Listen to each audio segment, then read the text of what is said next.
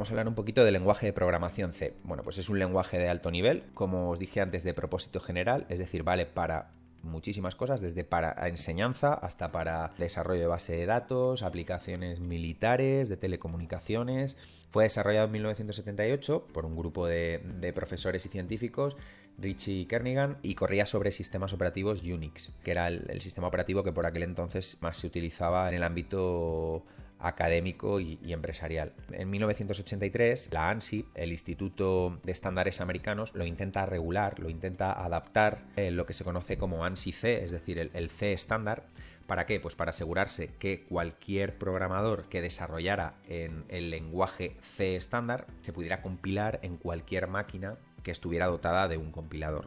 Se intentó estandarizar, porque hasta entonces, pues bueno, lo que siempre pasa cuando aparece un nuevo sistema de desarrollo o un nuevo hardware, que hay distintos fabricantes intentando que se imponga su producto y al final o se estandariza por alguna asociación internacional o bien simplemente se estandariza por el uso. Por ejemplo, Windows ha ganado la batalla sobre Linux o sobre Mac porque al fin y al cabo lo ha estandarizado la misma gente con el uso.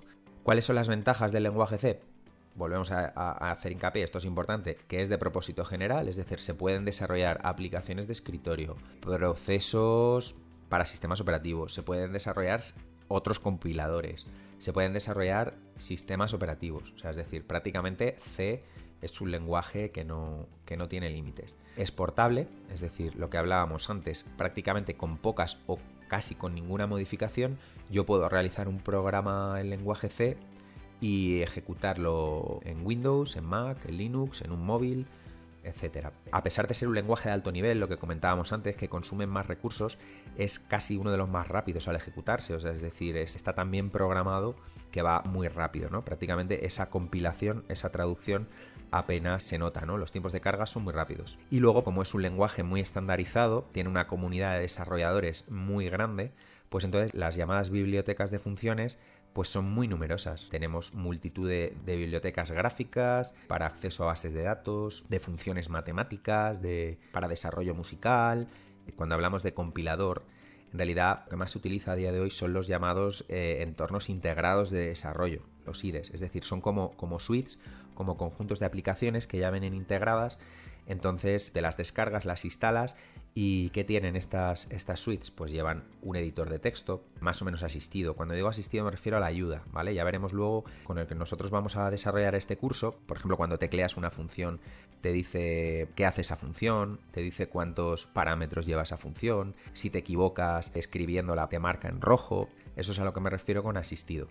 También incluye, por supuesto, un compilador, un depurador, que sería el programa que nos ayuda a encontrar errores, y muchísimas más herramientas que ya iremos viendo. Entonces, ¿qué opciones tenemos? Pues bueno, tenemos el famoso entorno de desarrollo Eclipse, que habría que añadirle el C Development Tool. Luego también tenemos el clásico Turbo C, que también sirve para C++, funcionaba muy bien en MS2. También Borland C, con el compilador de Visual C++ Express Edition, que es gratuito de Microsoft, también podemos programar. Y en mi caso, para este curso, yo he utilizado por un entorno de desarrollo gratuito, que es el DevC, que está basado en el compilador MinGW. Y bueno, pues es gratuito, es fácil, es visual. Supongo que haré un vídeo para enseñaros cómo instalarlo. Y bueno, yo voy a utilizar la versión 4.992. Es portable, o sea, es decir, no hace falta instalarlo, ¿eh? Se descomprime y directamente se ejecuta. Siguiente punto, el ciclo de vida de un software. Bueno, como hemos comentado antes, para resolver un problema utilizando un computador, lo que hay que hacer es codificar el algoritmo a un programa y después ejecutarlo para obtener los resultados, ¿no? Entonces, ¿cuáles son las fases en el ciclo de vida, ¿no? ¿Cuáles son las fases de un programa o de un software? Pues bueno, primeramente hay que analizar el problema, es decir, hay que estudiar los requisitos que nos plantea, ¿vale? Nosotros somos los programadores y nos llega un cliente y nos dice, mira, necesito que me hagáis un programa que me cubra estas necesidades, que me resuelva estos problemas. Pues bueno, evidentemente hay que analizar, ¿no? Hay que hacer un primer análisis. Después, una vez ya teniendo claro cuáles son los problemas y cómo resolverlos, pues diseñamos el algoritmo, es decir, el método más apropiado para resolver ese problema. Cuidado, puede haber muchos métodos para resolver un problema. En lo que se refiere a la resolución informática de un problema, podrá haber muchos métodos, pero cuanto más sencillo, más rápido, más corto sea, menos recursos consuma, mejor. ¿Cuál es la forma más adecuada de abordar el diseño de un algoritmo? Pues lo que se llama diseño modular. El clásico divide y vencerás. Va a haber un módulo o programa principal que se va a encargar de llamar a una serie de submódulos o subprogramas. En lugar de intentar abordar la resolución del problema entero, lo que hacemos es seccionarlo, fragmentarlo, dividirlo en partes más sencillas de resolver. Entonces, cada subprograma resolverá una parte del problema y el programa principal, el módulo principal, se encargará de ir llamando a los distintos submódulos, ¿no? ¿Esto qué hace? Pues por un lado favorece la productividad, ya que imaginaros que un programa muy complejo no va a ser desarrollado por un solo programador. Igual hay detrás, imaginaros un videojuego donde a lo mejor hay un equipo de 300 personas detrás. Entonces, pues a lo mejor cada uno se hacen equipos y cada equipo se encarga de programar un determinado módulo. Luego se juntan y por arte de magia funciona, ¿vale? Si está bien desarrollado, bien diseñado el algoritmo, pues todo encaja como un reloj suizo, ¿no? Más adelante, pues veremos distintas formas de representar un algoritmo. Hay bastantes. Yo no soy muy partidario de representar un algoritmo. Yo directamente, que igual no se debe hacer, me gusta pensar ya directamente en el lenguaje de programación que voy a trabajar. Claro, para llegar a ese punto hay que controlar un poquillo, ¿no? Igual hay gente que le resulta útil empezar diseñando algoritmos, ¿vale? Entonces hay dos maneras, el pseudocódigo y los diagramas de flujo. Tercera fase, la codificación. Bueno, pues aquí, como ya hablábamos, ya es la implementación, es decir, la transcripción del algoritmo a código fuente usando el lenguaje más apropiado. Bueno, puede ser que en un determinado programa digamos, pues mira, voy a utilizar el lenguaje C, por lo que sea, porque es más portable, porque tal. A lo mejor en otro determinado programa, un mismo algoritmo, te interesa codificarlo en otro programa, pues porque a lo mejor el cliente tiene otras necesidades. Igual te interesa que sea un programa que se ejecute sobre internet, con lo cual a lo mejor pues es mejor utilizar otro tipo de lenguaje, ¿vale? Entonces, según las necesidades, lo bueno de esto es que podemos tener un algoritmo hecho y traducirlo a 1000 lenguajes de programación. En nuestro curso, si utilizamos el lenguaje C, pues ¿qué vamos a hacer cuando codifiquemos el algoritmo? Pues generar un archivo, lo que llamábamos archivo fuente, que le llamaremos .c.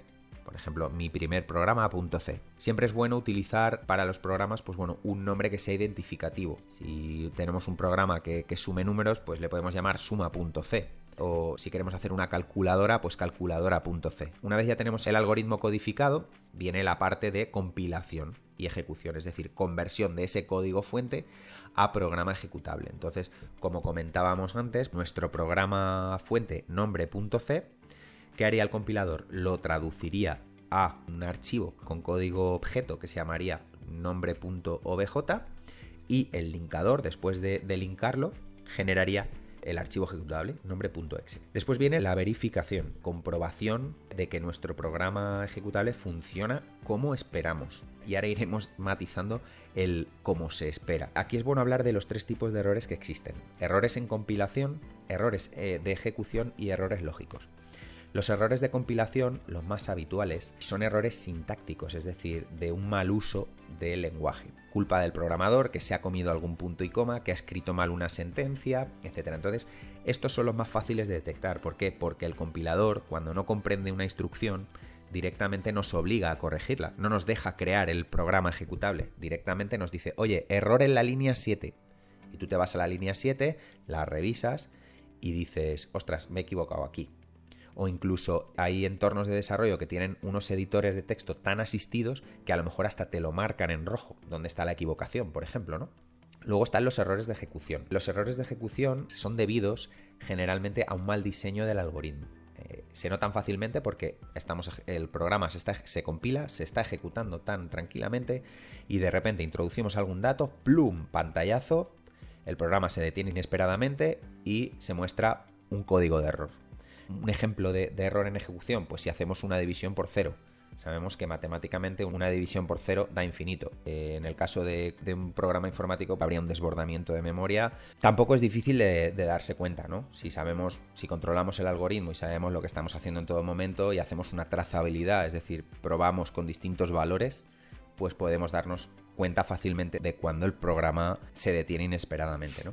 Y luego está el tercer tipo de errores, son los errores lógicos, que también están relacionados con un mal diseño del algoritmo y son los más difíciles de detectar, ya que el compilador no ofrece ningún error, el programa no se detiene inesperadamente, sino que simplemente los resultados no son los que nosotros esperábamos. Imaginaros pues que en una determinada instrucción, en lugar de dividir por 2 en una fórmula matemática, pues codificamos mal y dividimos por 3. El programa no está ofreciendo los resultados que esperábamos. Nos podemos volver un poco más loquillos intentando detectar el error y bueno, haciendo una trazabilidad, probando el programa con distintos rangos de datos, al final damos con ello. Por eso es importante que el algoritmo esté perfectamente diseñado para que luego no tengamos estos errores y nos tiremos a lo mejor 3 horas para acabarnos dando cuenta que el error estaba en una fórmula. Bien, luego estaría la fase de depuración de errores, es decir, pues todos estos errores de los que hemos hablado tenemos que encontrarlos, ¿vale? Y corregirlos. Y luego vendría el mantenimiento del programa. Bueno, pues los programas no se escriben, se compilan y se olvidan, no. O sea, cuanto más complejo es un programa, requiere mantenimientos periódicos para realizar mejoras. Oye, pues me he dado cuenta que este programa tiene este fallo. Vamos a corregirlo.